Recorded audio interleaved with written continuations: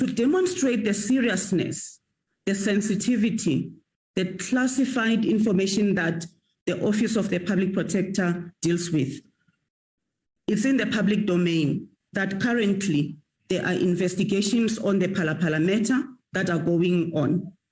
And what has actually happened, Mr. Neshunji, is that the president has now given his answers as required by the acting public protector.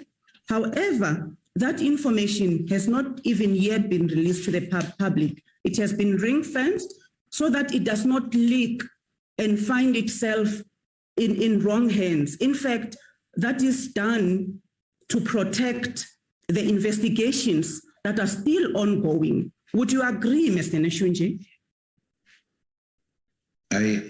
I agree that, yes, indeed, it is done in order to protect the integrity of the investigation. So, in fact, will you agree that security within the Office of the Security of Information within the Office of the Public Protector is critical? I concur with your analogy. Thank you. Thank you. Just before you proceed, Advocate Mkhwebane, I see a hand here. Honorable Gondwe. Chair, Advocate Mkhwebane is giving the impression that perhaps information pertaining to Phala is classified information. Classified information is information that's been classified as top secret. And I don't want to go into detail on how the classification is done, but that information does not qualify as classified. It can, because the classification is top secret, secret, and confidential. So I think it's very important for her to be careful in terms of how she uses the terms. Because just because information is confidential, it doesn't mean that it's classified. Just because information is secret doesn't mean that it's classified. It has to be classified as classified information. And that information is not readily available in the public. Thank you. Yes, I did not get him saying it's classified. She was making an example and then spoke about it being ring-fenced. That's what I would have heard. So I am not able to sustain that point of order based on what she was outlining. Chair, my point was she should be careful of trying to imply or give the impression that because information is ring-fenced or is being kept under the wraps by a certain person, it is necessarily classified information. Thank you. My point is we're not there yet. I think let's allow the advocate to proceed and do this cross-examination. Before you continue, Advocate Mkhwebane, Honorable Mahlaule. No, thank you very much, Chair. It's just to really plead with the members to be patient so that we get the essence of what point is being driven here. Because the interjections every now and then, we also lose the point where the advocate is driving to. At the end, we may be able to determine whether what she's arguing can be sustained or not. Just the patience. Thank you. Thank you. Advocate Mkhwebane. No, Chair, my hand has been up. Before I go to you, Honorable Mautwe. Yeah, no, thank you very much, Chair. And I'm partly covered by Honorable Mahlaule. We're being harassed here by DA members who wants to act as if they are lawyers themselves. Initially, it was the husband who doesn't have any legal background, whose wife does not have any legal background. No, Honorable Mautwe. Can they allow Advocate Mkhwebane to continue? Honorable Mautwe. Please. Please, Honorable Mautwe. Honorable Mautwe, I want to rule your language out of order. We have honorable members here, no husbands. And I've already made a ruling even before Honorable Mahlaule came in that we are going to allow Advocate Mkhwebane to do the cross-examination and so that we follow and understand and not break up her argument. So I want you to just please tone down.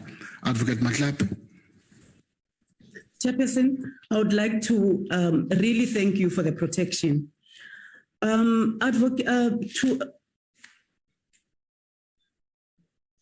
we still on? You're talking to Mr. Neshunzi. Yes. They've now disturbed your trend. You're calling Mr. Neshunzi advocate. Go ahead. Honorable Chair, but no worries. Let's go back to the business of the day. I would like to say that, Honorable Chair, I am not trying to categorize or compartmentalize information. What I'm trying to do is to emphasize that there is sensitive information that is dealt with at the Office of the Public Protector. That's all. That is all that I'm trying to do. But let me go back to the witness so that we carry on without wasting any more time. Now, Mr. Neshunji. Mr. Neshunji. Hi, Advocate. I'm here. So we have Can you hear me? confirmed.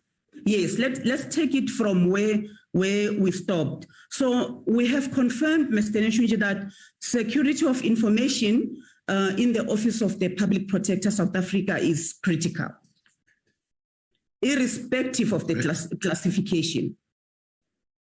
It is critical. Thank you. Now, Mr. Neshunji, for the rest of your evidence, it actually amounts to this. You'll tell me. I'll just paraphrase.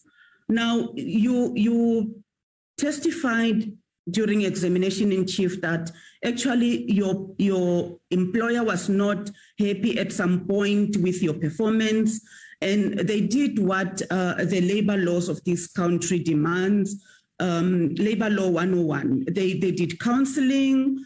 And they sent you off to the office to SSA for training, and at some point you were even moved to a position which you considered during examination in chief that your skills, you didn't have qualms with that because your skills were best suited for that position. Is that correct? It's incorrect. You are casting aspersion on my capability, which was never questioned. Which was not, the intention was not to do that, Mr. Neshunji. Sorry, I didn't mean to offend you. Cyril. Okay. Shall we proceed? Yes, we may proceed. Thank you. From the letter that was flighted, the letter that emanated from HR, the one that recommended that you be seconded to the SSA for training. It actually indicated that training had to be done as a matter of urgency. Is that correct? I'm avoiding to have it put up all over again, but we can do that if you don't recall.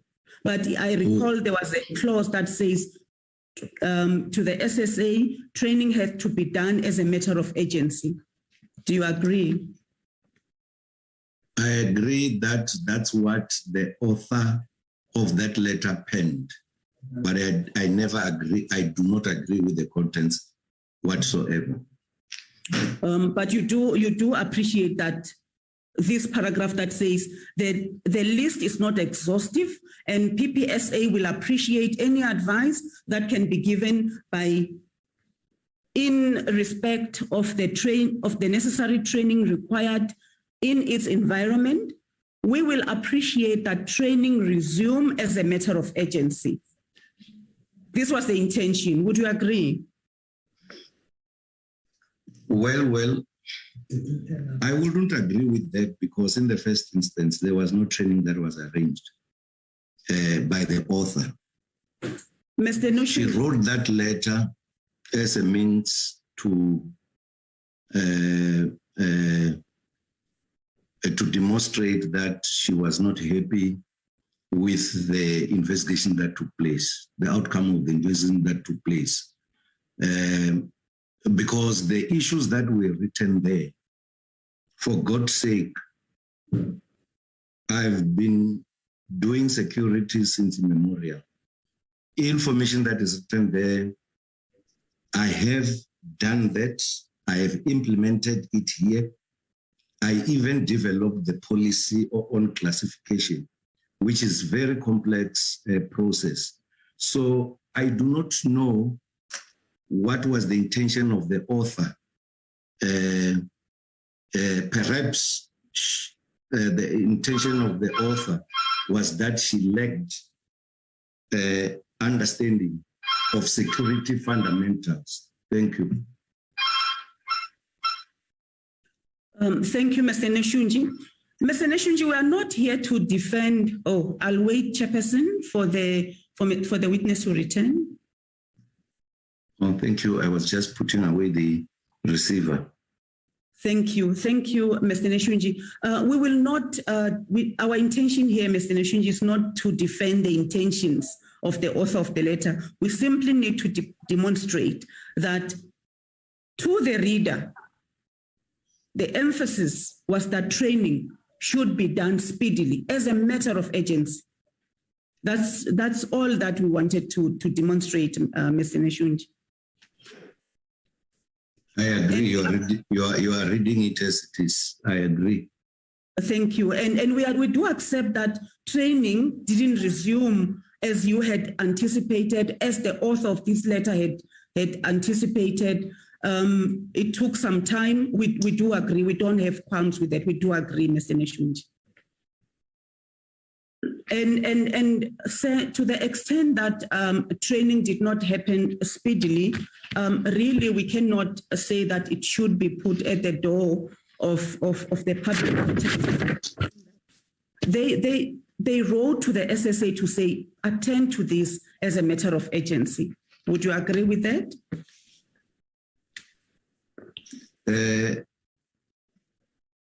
I have noted the paragraph that you read.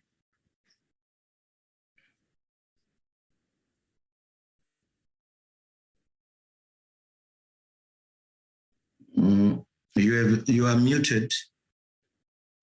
So I apologize. Right. Mr. Neshunji, you testified during examination in chief that when you actually visited the office of the State Security Agency and you handed over the letter to the person that you had been directed to, you were actually informed that unfortunately at that point in time, other departments were still to send their own people.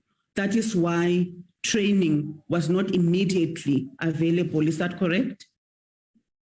Correct. So, Mr. Neshunji, it's not unusual for departments to send their people, or rather, which other people were there, Mr. Neshunji, when you eventually attended the training at the State Security Agency? From what other departments? Without divulging? Several departments, because it is a requirement that those people that hold the security management position within an institution should undergo